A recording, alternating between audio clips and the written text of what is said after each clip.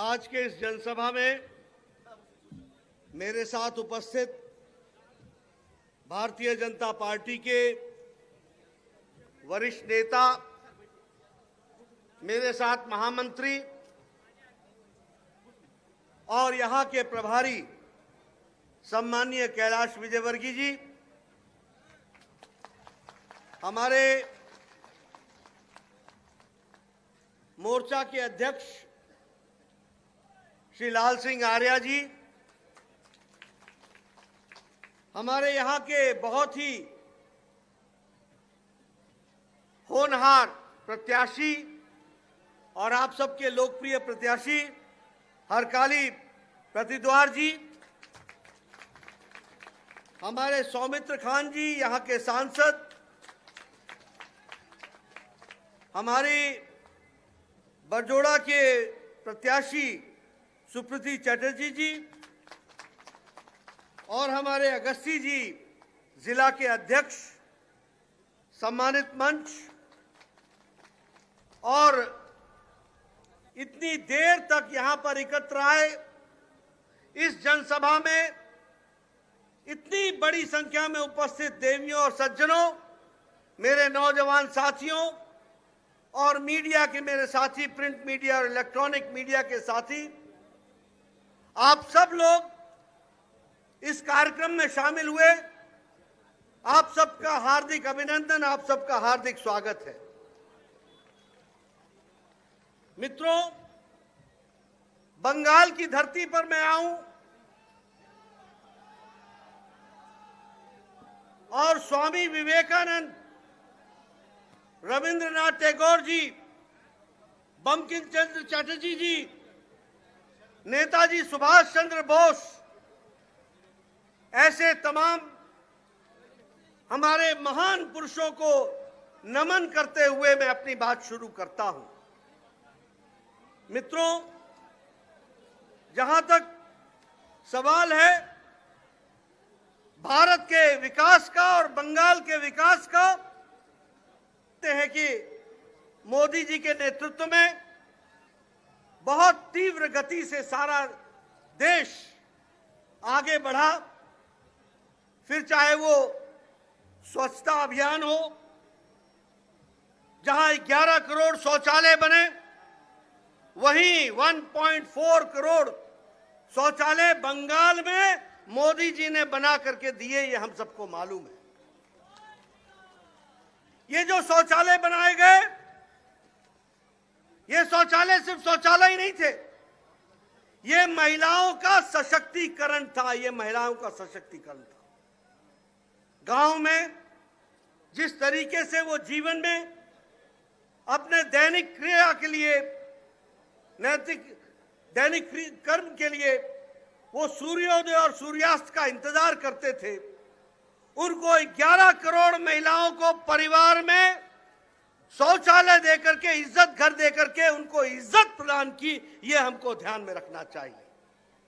मित्रों, फिर चाहे जनधन योजना हो, उजाला योजना हो, उज्ज्वला योजना हो या आयुष्मान भारत हो, सभी को प्रधानमंत्री मोदी जी ने पूरी ताकत के साथ भारत के गांवों को बदलने का प्रयास किया।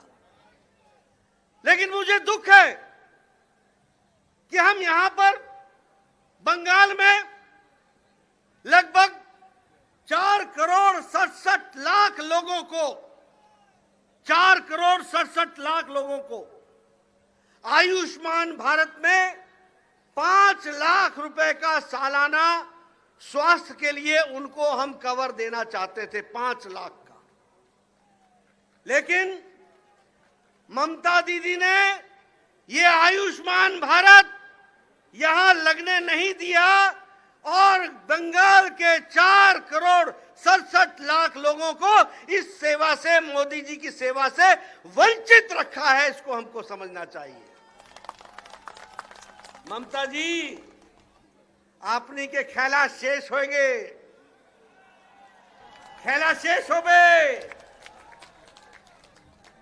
अपनी जावे, बीजेपी का सरकार आएगा और आयुष्मान भारत 4 करोड़ 67 लाख लोगों को मिलेगा, इस बात को हमको समझना चाहिए। मित्रों, आपको जान करके आश्चर्य होगा, मोदी जी ने साल का 6,000 रुपए और इस तरीके से 11 करोड़ 70 लाख किसानों को प्रधानमंत्री किसान सम्मान निधि दी है। 2 साल हो गए, 12,000 रुपए दे दिए गए। तीसरे साल का 2,000 रुपए, 14,000 रुपए का किस्त दे दिया गया। लेकिन ममता जी, बंगाल में किसान के सम्मान की आपने चिंता नहीं की। आपने किसान सम्मान निधि यहां लागू नहीं की। ममता जी, आपने के खेला शेष हो गए। अब सरकार भारतीय जनता पार्टी की विशुद्ध आएगी और 76 लाख किसानों को बकाया भी मिलेगा, 14,000, और आगे भी किसान सम्मान निधि मिलेगी। इस तरीके की व्यवस्था की गई है। मित्रों, जहां तक बंगाल का सवाल है, मोदी जी का विशेष प्रेम है। आपको ईस्ट कॉरिडोर के लिए, खड़गपुर विजयवाड़ा के लिए पैसे मिले, उसी तरीके से भूसावल से लेकर के खड़गपुर के लिए, उसके लिए भी आर्थिक सहायता दी गई। लेकिन हमारे यहां ममता जी की आदत है, जो अच्छा करो उसको अपने नाम चढ़ा लो। अगर प्रधानमंत्री जी स्वच्छ भारत लाते हैं तो मोदी जी के पैसे को यहां पर निर्मल बांग्ला बोल करके उसको करने का प्रयास करती है। ममता जी, ये चीटिंग नहीं चलेगा, कॉपिंग नहीं चलेगा, ओरिजिनल होना पड़ेगा। और ओरिजिनल है तो भारतीय जनता पार्टी है, इस बात को हमको समझना चाहिए। और इसीलिए आने वाले समय में हमको राजनीतिक दृष्टि से भी इस बात को समझने की जरूरत है। हम जानते हैं कि ममता जी यहां पर आई थी मां, माटी और मानुष के नाम पर। मैं ठीक बोल रहा हूं जी? আমি সত্যি বলছে मां, माटी और मानुष। आपने देखा ममता जी कभी यहां की बेटी बन जाती हैं, कभी ममता जी बंगाल की दीदी बन जाती हैं, कभी पीसी बन जाती हैं। ममता जी, आप पीसी भी बनिए, आप बेटी भी बनिए, मैं भी बनिए, आप दीदी भी बनिए, लेकिन ये याद रखिए, जो आपके टीएमसी के कार्यकर्ताओं ने और गुंडों ने 80 वर्ष की बुजुर्ग महिला के साथ किया है, उसको बंगाल की जनता भूलने वाली नहीं है, नहीं भूलेगी। आप मां की बात करती हैं, मां की आपने क्या इज्जत रखी है, ये हम सब लोग जानते हैं। बंगाल ह्यूमन ट्रैफिकिंग में नंबर 1 पर है, बंगाल महिलाओं के अत्याचार में नंबर 1 पर है, बंगाल रेप में नंबर 1 पर है, बंगाल महिलाओं के साथ उत्पीड़न में 32% का इजाफा है। आप महिलाओं की बात करती हैं, महिलाओं की क्या हालत आपने बना करके रखी है। ममता जी, आपका जाना तय है और यहां पर महिलाओं का संरक्षण भी होगा, सुरक्षा भी मिलेगी और इज्जत के साथ आगे बढ़ेंगी। इसको हमको समझना चाहिए। ममता जी ने मां, मानुष का तो कोई ठिकाना ही नहीं रखा। छुट्टी, भारतीय जनता पार्टी के 130 लोग मारे गए, जान चली गई, क्या ख्याल रखा? आप कहती हैं कि माताओं की चिंता करते हैं। 130 हमारे जो भारतीय जनता पार्टी के कार्यकर्ता शहीद हुए, क्या उनकी मां नहीं थी? क्या उनकी पत्नी नहीं थी? क्या उनके बच्चे नहीं थे? कभी आपने चिंता की?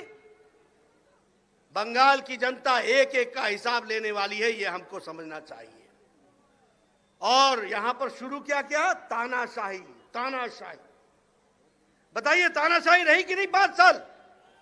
आम आदमी को डरा धमका के रखा कि नहीं रखा? आप बोलिए टोलाबाजी हुई कि नहीं? टोलाबाजी हुई कि नहीं? तुष्टीकरण हुआ कि नहीं? यहां आजकल मुझे बताया गया कि ममता जी चंडी पाठ कर रही हैं। अच्छी बात है, भगवान को याद करना चाहिए, लेकिन दुख में सुमिरन सब करे, सुख में करे न कोई। अगर दुख में सुख में करते तो बात अलग थी। अब तो ममता जी अब पछतावत हो तो क्या जब चिड़िया चुग गई खेत। अब बात समाप्त है, शेष हो गए। और मैं इसलिए बोल रहा हूं कि 5 साल आपने क्या किया? दुर्गा पूजा का विसर्जन रोका। रोका कि नहीं रोका? रोका कि नहीं रोका? 5 साल आपने सरस्वती पूजा नहीं होने दी। आपने मुहर्रम में कोरोना के समय कर्फ्यू हटा दिया। अच्छी बात है, मुहर्रम में आपने किया, कोई दिक्कत की बात नहीं है। लेकिन जब अयोध्या का शिलान्यास आया तो क्यों कर्फ्यू लगा दिया? ये तुष्टीकरण नहीं चलेगा। और ये तुष्टीकरण के खिलाफ बंगाल की जनता खड़ी हो गई है। सबका साथ, सबका विकास, सबका विश्वास, इस बात को लेकर के चल रही है। मित्रों, जब हम तुष्टीकरण की बातचीत करते हैं तो सबसे बड़ा उदाहरण है ओबीसी का आरक्षण में, सबसे बड़ा उदाहरण। और इस ओबीसी के आरक्षण में माइनॉरिटीज को भी जोड़ा गया और उनकी बड़ी संख्या में लोगों को जोड़ा गया। अपने वोट के बैंक की तुष्टीकरण की राजनीति में ममता जी ने हमारे हिंदू धर्म के अन्य पिछड़ा वर्ग की जातियां जैसे महिष्य, जैसे तीली आदि का आरक्षण का अधिकार से उनको वंचित रखा। रखा कि नहीं रखा? महिषी और तीली को वंचित रखा कि नहीं रखा? अब हमारी सरकार आएगी, आयोग बैठाएंगे और आयोग बैठा करके मंडल कमीशन में जो जातियां लिखी हैं उनको सम्मान दे करके इन लोगों के लिए भी हम प्रयास करेंगे कि इनको भी मुख्य धारा में जोड़ा जाए। इस तरीके का हम काम करेंगे। मित्रों, हम यहां पर जब चुनाव की दृष्टि से आए हैं, मुझे मालूम है कि आप सब लोग बड़ी देर से इन बातों के लिए यहां पर रुके हुए हैं, लेकिन कुछ बातें आपसे हमको करनी थी। आपको याद होगा कि आज से 13 साल पहले बाटला हाउस का एक इंसिडेंट हुआ था। वहां आतंकवादी घुस गए थे, दिल्ली पुलिस उनसे लड़ाई लड़ रही थी।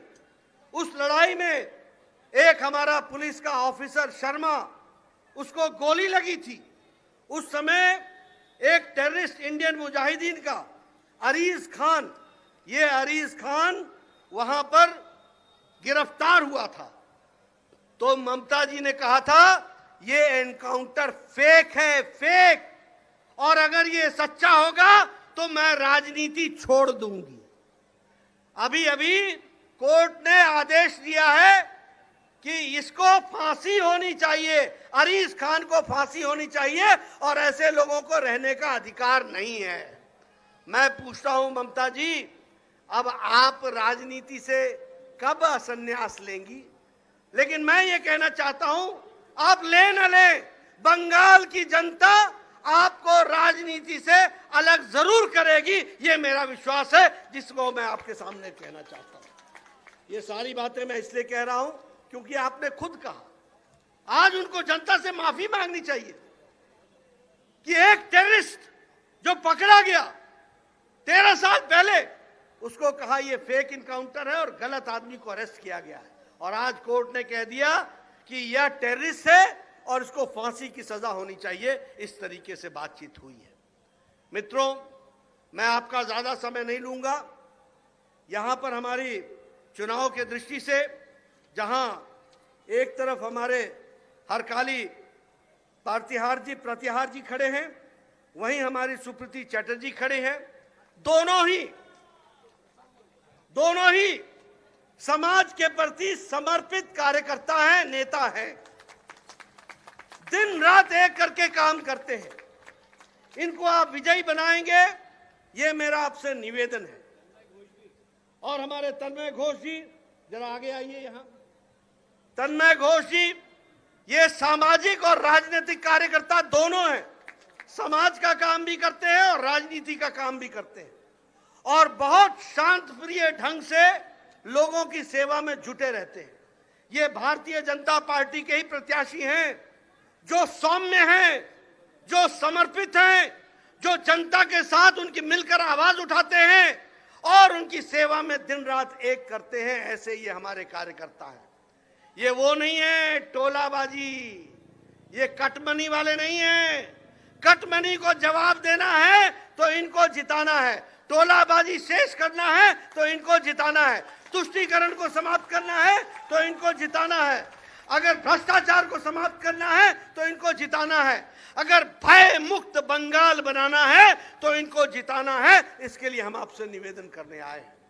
मित्रों, मेरी इच्छा तो बहुत थी कि आपके साथ बहुत से विषयों पर चर्चा करूं, लेकिन आप लोगों का जो मैं जोश देख रहा हूं, जो तालियों की गड़गड़ाहट देख रहा हूं, मुझे ऐसा लगता है कि आपको कुछ बताने की जरूरत नहीं है। खेला शेष होबे, खेला शेष होबे, और ये हम नहीं करेंगे, ये शेष आप करेंगे, ये मुझे विश्वास है। इसलिए कमल खिलेगा, भारतीय जनता पार्टी आगे बढ़ेगी और बंगाल भय मुक्त तरीके से विकास की ओर बढ़ेगा। इस बात को हमको समझना चाहिए। फिर चाहे शिक्षा का सवाल हो, चाहे आर्थिक विषय का सवाल हो, चाहे रोजगार का सवाल हो, चाहे स्वास्थ्य का सवाल हो, ये सारे विषयों को अगर कोई रूप देगा तो भारतीय जनता पार्टी देगी।